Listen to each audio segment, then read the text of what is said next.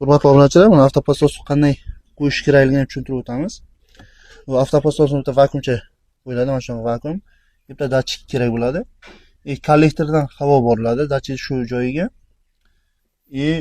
Ikkinchi shlangimiz avtopasos kelib ulanadi. Buni qanday qilib qo'yish kerakligini tushuntirib o'tamiz yana simlarini.